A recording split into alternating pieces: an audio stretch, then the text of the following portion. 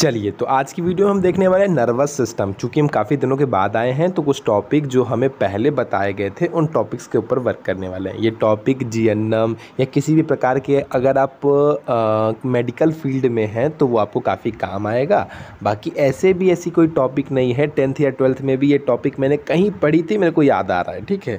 तो आपको उस हिसाब से भी काम देखने को मिल जाएगा। आज की वीडियो में हम बात करने वाले हैं नर्वस सिस्टम के बारे में। नॉर्मली भी अगर आप अपने नर्वस सिस्टम को, अपने ब्रेन को समझना चाहते हैं कि किस तरीके से हमारी बॉडी में जो अलग अलग प्रकार की क्रियाएं होती है उनको समझना चाहते हैं तो भी आप ये वीडियो देख सकते हैं, ठीक है। तो बिना टाइम खराब किए आइए टॉपिक स्टार्ट करते हैं। देखिए, नर्वस सिस्टम, देखिए हमें पता है, इससे पहले हमने एक वीडियो और बनाई थी जहाँ पे हमने एंडोक्राइन सिस्टम को देखा था और वहाँ पे भी हमने समझा था। लेकिन बात सिर्फ इतनी है कि जो नर्वस सिस्टम है वो क्विक रिस्पॉन्स करता है, जो भी बॉडी में हमारे फंक्शंस होते हैं उनको क्विक करता है, बहुत तेज़ी से करता है, बहुत ही कम समय में, सेकंड से भी कम वाले हिस्से में। जैसे कोई चीज़ हमें गर्म लगती है और उस पर हम तुरंत हाथ पीछे कर लेते हैं, वो हमारा क्विक रिस्पॉन्स है। अगर यह प्रोसेस एंडोक्राइन सिस्टम के थ्रू होती तो इस प्रोसेस में थोड़ा टाइम लगता और हमारा हाथ काफ़ी मात्रा में जल जाता। जबकि क्या होता है, ये नर्वस सिस्टम कंट्रोल करता है तो वो ये रिस्पॉन्स क्विक करता है, तुरंत करता है और हमें उतनी हानि नहीं होती है। लेकिन वैसे तुरंत फील हो जाता है कि हाँ भैया ये चीज़ गर्म है, आपको दिमाग मैसेज भेज देता है कि भैया यहाँ गर्म है, जल्दी से हाथ पीछे खींच ला वरना कांड हो जाएगा, ठीक है। जबकि एंडोक्राइन सिस्टम में क्या होता था, वो वहाँ पे हार्मोन्स बॉडी में रिलीज करता है, वो भी हमारी बॉडी के बहुत सारे पार्ट में फंक्शन देने का, कार्य करने का काम करता है, मैसेज देने का भी काम करता है, लेकिन वो टाइमिंग के साथ करता है, उसका इस तरीके से क्विक रिस्पॉन्स नहीं होता है, ठीक है। तो हम कह सकते हैं कि नर्वस सिस्टम और एंडोक्राइन सिस्टम साथ में मिलकर हमारी बॉडी को चलाते हैं, ठीक है। इतनी सी प्यारी सी बात है, चलिए समझ गए। अब बात करते हैं सिर्फ नर्वस सिस्टम की। सबसे पहली बात आएगी कि हम नर्वस सिस्टम को किस तरीके से डिफाइन कर सकते हैं, भैया कहेंगे क्या। तो 2-3 एग्जाम्पल, माफ़ कीजिएगा, 2-3 डेफिनेशन दे रहा हूँ, जो भी प्यारी लगेगी एक्सेप्ट कर लीजिएगा। सबसे पहला डेफिनेशन सुनिए, the nervous system is a complex network of, ठीक है। ये जो आपका नर्वस सिस्टम होता है ये बहुत ही कॉम्प्लेक्स नेटवर्क होता है, जटिल नेटवर्क होता है, कह सकते हैं नेटवर्कों का एक समूह होता है, ग्रुप होता है, बहुत भारी भयंकर भीड़ होती है, बहुत कॉम्प्लेक्स, मतलब समझ लो बहुत ही ज़्यादा जटिल नेटवर्क होता है। किसका? नर्व एंड नर्व सेल्स का, तंत्रिका और तंत्रिका कोशिकाओं का बहुत ही कॉम्प्लेक्स नेटवर्क होता है।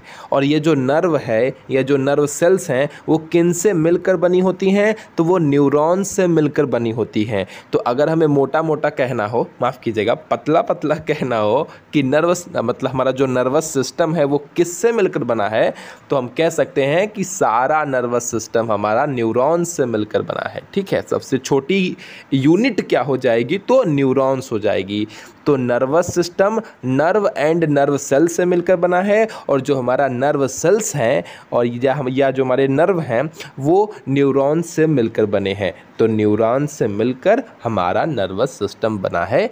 इतनी सी बात हमें समझ में आ गई, इसमें कोई डाउट भी नहीं है भैया हमको। आगे सुनिए, that carry message to and from the brain and spinal cord to various part of the body.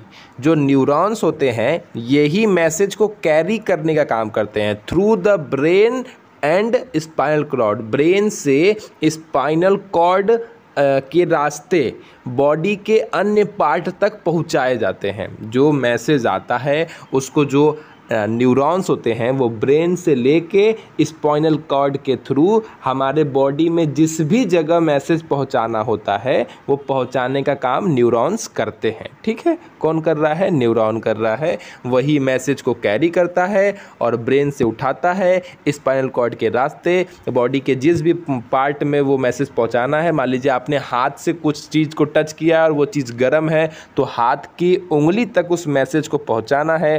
तो ये पहुंचाने का काम कौन करेगा? न्यूरॉन्स करता है।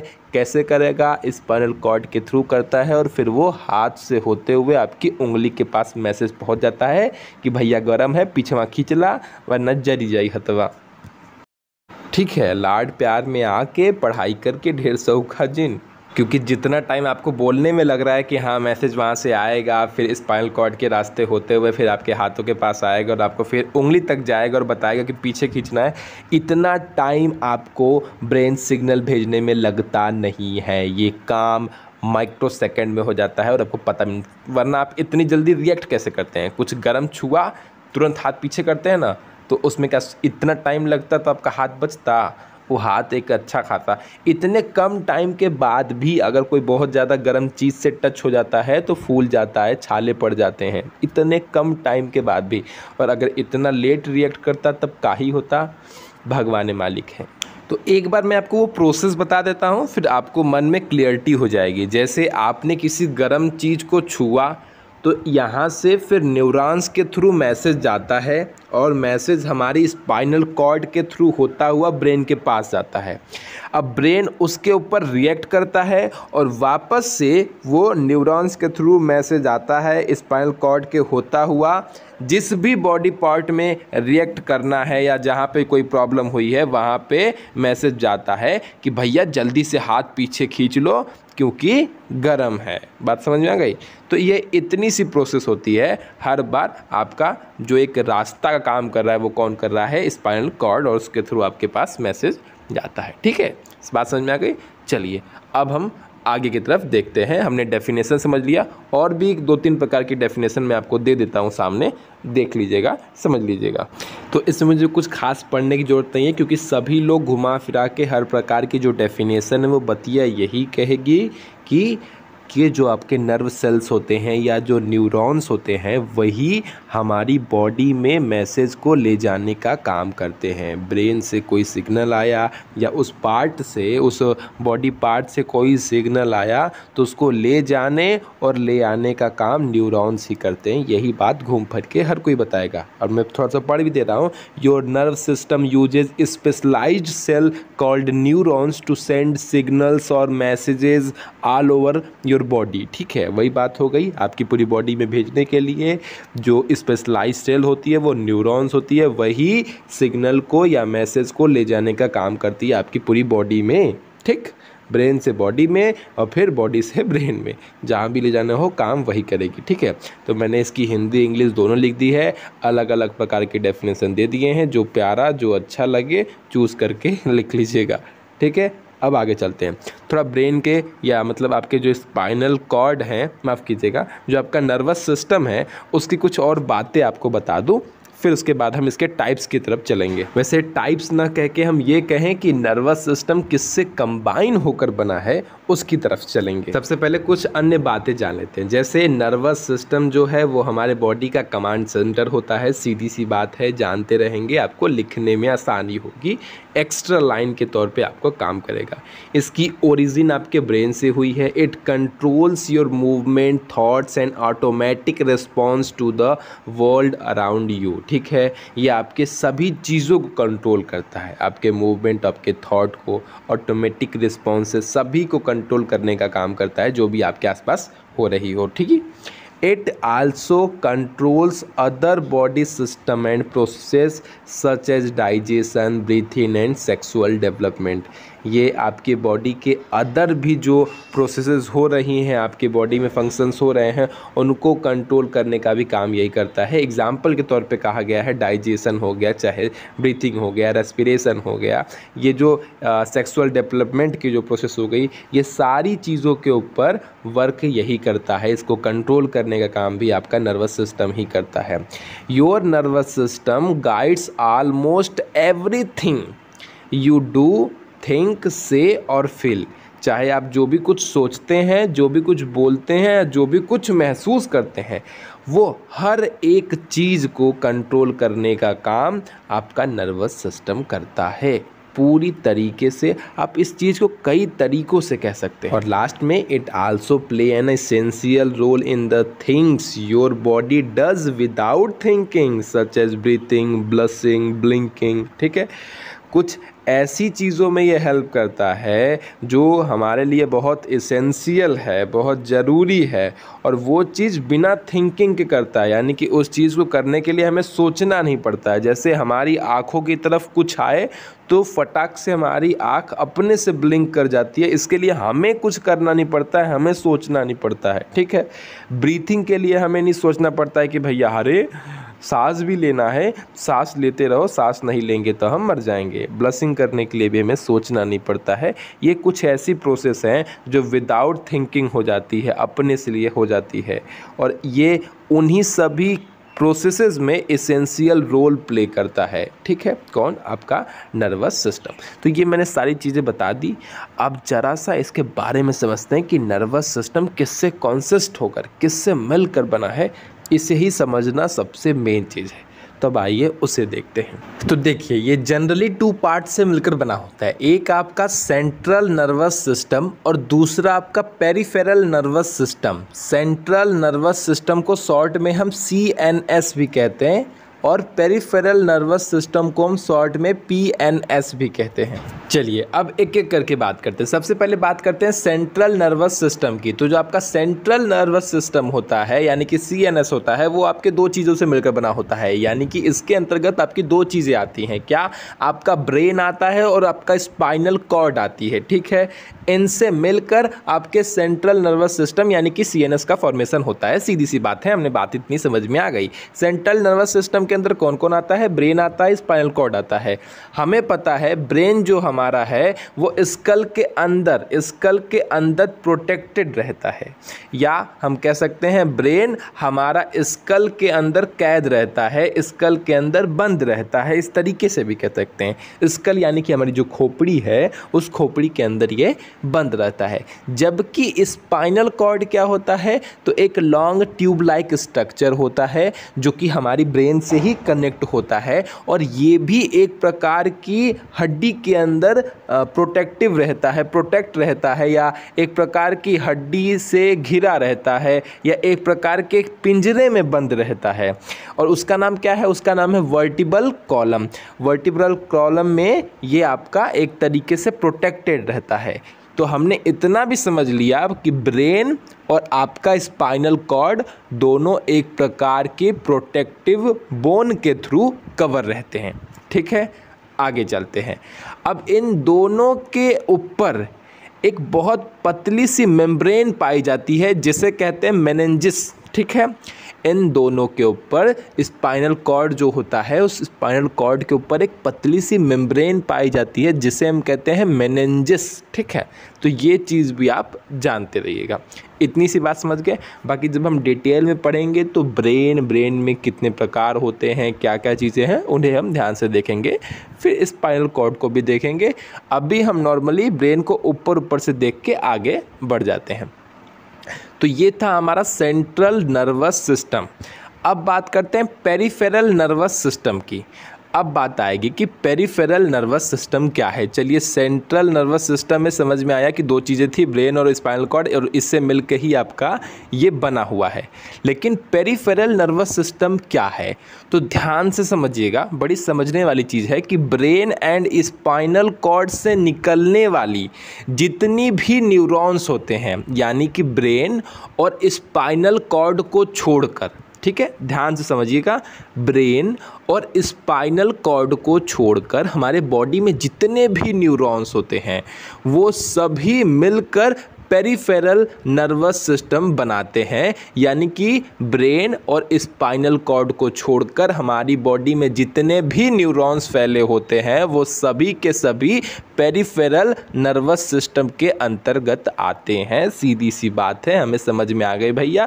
क्या समझ में आ गया? थोड़ा बताइए। तो हमें इतना समझ में आ गया कि ब्रेन और स्पाइनल कॉर्ड को छोड़कर जितने भी न्यूरॉन्स हमारे बॉडी में हैं वो सब के सब पेरिफेरल नर्वस सिस्टम के पार्ट हैं। बात खत्म, और कुछ हमें जानना भी नहीं है। चलिए, इतना हमने समझ लिया। अब आगे समझते हैं कि पेरिफेरल नर्वस सिस्टम यानी कि पीएनएस भी आपके 2 टाइप्स के होते हैं। एक आपका ऑटोनोमिक नर्वस सिस्टम, दूसरा आपका सोमैटिक नर्वस सिस्टम। एक आपका ऑटोनोमिक, नाम से ही समझ में आ रहा है ऑटोनोमिक नर्वस सिस्टम, दूसरा आपका सोमैटिक नर्वस सिस्टम। ऑटोनोमिक को एएनएस भी कहते हैं और सोमैटिक नर्वस सिस्टम को एसएनएस के भी नाम से जाना जाता है, एसएमएस नहीं, एसएनएस। ठीक है, अब नाम बहुत कुछ बता रहा है, आपको ध्यान से समझ ही रहे होंगे। ऑटोनोमिक का मतलब होता है कि इसके अंतर्गत ऐसी मूवमेंट आती है जो इनवॉलेंट्री होती है। इनवॉलेंट्री मूवमेंट यानी कि ऐसी मूवमेंट जिसके ऊपर आपका अपना कंट्रोल नहीं है, ये आप चाहें या आप न चाहें ये मूवमेंट हो जाएगी, इसके ऊपर आपका किसी भी प्रकार का कोई कंट्रोल नहीं है, ये ऑटोमेटिक है, ये खुद से हो जाएगी, ये आपके बस में नहीं है। तो इसीलिए क्या है, ये अनैच्छिक क्रिया है, ये अनैच्छिक मूवमेंट है जिस पे आपका कोई कंट्रोल नहीं होता है। ऐसी मूवमेंट ऑटोनोमिक नर्वस सिस्टम के अंतर्गत होती है। इसी की हेल्प की सहायता से होती है, क्या मजाक है, मतलब इसी की सहायता से होती है। ठीक है, माफ़ कीजिएगा, कभी कभी गलती हो जाती है, क्या कि वर्ड का सही तालमेल बैठ नहीं पाता है, सॉरी ना, माफ़ कीजिएगा। ये हमने देख ही लिया ऑटोनोमिक नर्वस सिस्टम। अब सोमैटिक में क्या होता है, तो इसका बिल्कुल विपरीत होता है। यहाँ पे जो क्रियाएं होती हैं वो हमारे बस में होती हैं, हमारे इच्छा अनुसार होती है, हम चाहते हैं तभी ये क्रियाएं होती है यहाँ पे, यानी कि वॉलेंट्री मूवमेंट को कंट्रोल करने का काम सोमैटिक नर्वस सिस्टम करता है। वॉलेंट्री मूवमेंट से मतलब ये हो गया कि ऐसी क्रियाएं, ऐसी मूवमेंट जो हम अपनी इच्छा अनुसार करते हैं, तो वो क्या हो गया, वो आपका सोमैटिक नर्वस सिस्टम के थ्रू कंट्रोल किया जाता है। जैसे हमें हाथ हिलाना हो, उंगली हिलानी हो, चलना फिरना, बोलना बतियाना जो भी है, ये सब क्या है, ये सब सोमैटिक नर्वस सिस्टम के एग्जाम्पल हैं, क्योंकि ये सब चीज़ें हम अपनी इच्छा अनुसार करते हैं। ठीक है, अब आते हैं वापस से ऑटोनोमिक नर्वस सिस्टम की तरफ। हमें जानना है, हम जानते हैं कि ऑटोनोमिक नर्वस सिस्टम भी आगे फर्दर 2 टाइप्स में डिफ्रेंशिएट हुए हैं, बटे हुए हैं। कौन कौन सा, एक आपका सिंपैथेटिक नर्वस सिस्टम, दूसरा आपका पैरासिम्पैथेटिक नर्वस सिस्टम। सीधी सी बात है, अब समझते हैं कि सिंपैथेटिक और पैरासिम्पैथेटिक क्या है। देखिए, जो आपका सिंपैथेटिक नर्वस सिस्टम है ये आपके सडन स्ट्रेस के टाइम पे रिस्पॉन्स करता है। मान लीजिए आपको अचानक से कोई ऐसी चीज़ आ गई जिसको देख के आपका एकदम तन बदन में आग लग गया, एकदम डर के मारे आपकी हालत ऐसी की तैसी हो गई। ये इस तरीके के स्ट्रेस को कंट्रोल करने का काम सिंपैथेटिक नर्वस सिस्टम का है। इस टाइम पे आपकी क्या होती है, हार्ट बीट भी इंक्रीज हो जाती है, क्योंकि आपके सामने कोई एक ऐसी डरावनी चीज़ आ गई है जिसकी वजह से आप सडन स्ट्रेस हुआ है, आपको अचानक से स्ट्रेस हुआ है, मतलब स्ट्रेस यानी कि चिंता हुई है, डर लगा है, और उस तरीके के रिस्पांस को कंट्रोल करने का काम आपका सिंपैथेटिक नर्वस सिस्टम करता है। ठीक है, और इसकी वजह से जो आपका हार्ट पंपिंग स्पीड है वो भी बहुत बढ़ जाता है। ठीक है, तो ये सारी चीज़ें होती है, क्यों, क्योंकि ये सडन स्ट्रेस में रिस्पॉन्स करता है। कौन, आपका सिंपैथेटिक नर्वस सिस्टम। जबकि आपका पैरासिम्पैथेटिक नर्वस सिस्टम में ऐसा नहीं है, ये बॉडी को रिलैक्स या रेस्ट करने की स्थिति में काम करता है। यानी कि जब हमारी बॉडी रिलैक्स कंडीशन में होती है, रेस्ट की कंडीशन में होती है, तब ये वर्क करता है। इस प्रोसेस में ये जिम्मेवार होता है कौन, आपका पैरासिम्पैथेटिक रिएक्शन, ये मतलब पैरासिम्पैथेटिक नर्वस सिस्टम। ठीक है, ये हमारी हार्ट बीट को भी क्या करता है, कंट्रोल रखता है, लो रखता है, डिक्रीज़ करता है, हमारी हार्ट बीट को भी डिक्रीज़ करता है, जिसकी वजह से जो हमारा हार्ट का पंपिंग रेट है वो भी डिक्रीज़ हो जाता है, उसको डिक्रीज़ करने में भी हेल्प करता है। तो ये क्या करता है, ये आराम के समय आपके बॉडी को कंट्रोल करने में हेल्प करता है, इतना सा काम है। जबकि सिंपैथेटिक जो आपका नर्वस सिस्टम है वो स्ट्रेस के समय में, चिंता के समय में, डर के समय में, फाइट के समय में आपके बॉडी को कंट्रोल करने का काम करता है। और उसमें क्या क्या सिम्टम्स होते हैं वो मैंने आपको बता दिया। सडन स्ट्रेस होता है, हमारी हार्ट बीट बढ़ जाती है, हार्ट पंपिंग रेट बढ़ जाता है, बॉडी में खून तेज़ी से फ्लो होता है, ये सारी चीज़ें बढ़ जाती हैं। तो ये हमने मोटा मोटा प्यार से समझ लिया। अगली वीडियो में और अच्छे से समझेंगे। थोड़ा सा ब्रेन के बारे में बता देता हूँ, यहीं पे समझ लीजिए। ब्रेन का क्या होता है समझिए आप, 3 पार्ट से मिलकर बना होता है। एक आपका कह सकते हैं फोर ब्रेन, एक मिड ब्रेन और एक आपका हिंड ब्रेन। फोर ब्रेन यानी कि कह सकते हैं आगे वाला पार्ट, मिड ब्रेन यानी कि बीच वाला पार्ट और हिंड ब्रेन यानी कि पीछे वाला पार्ट। अच्छा इतना समझिए, जो हमारा स्पाइनल कॉर्ड है, ठीक है, स्पाइनल कॉर्ड आपने देखा है ना, वो स्पाइनल कॉर्ड कहाँ से निकला होता है? वो स्पाइनल कॉर्ड हमारा निकला होता है जो हमारा स्कल होता है, स्कल का जो सबसे पिछला वाला पार्ट है, यानी कि अगर हम आप स्कल बोन के बारे में जानते होंगे तो जो सबसे पीछे वाली हड्डी होती है उसे हम ऑसिपिटल बोन के नाम से जानते हैं।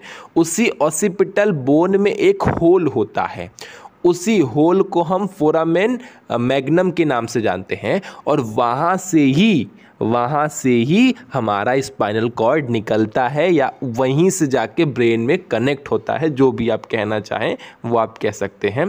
तो उसी मैग्नम मतलब फोरामेन मैग्नम से ही वो बाहर निकलता है। ऑसिपिटल में ही वो होल होता है या कह सकते हैं हमारी स्कल में ही वो होल होता है और जहाँ से वो बाहर निकलता है, स्पाइनल कॉर्ड बाहर निकलता है या स्पाइनल कॉर्ड हमारी ब्रेन से कनेक्ट होता है।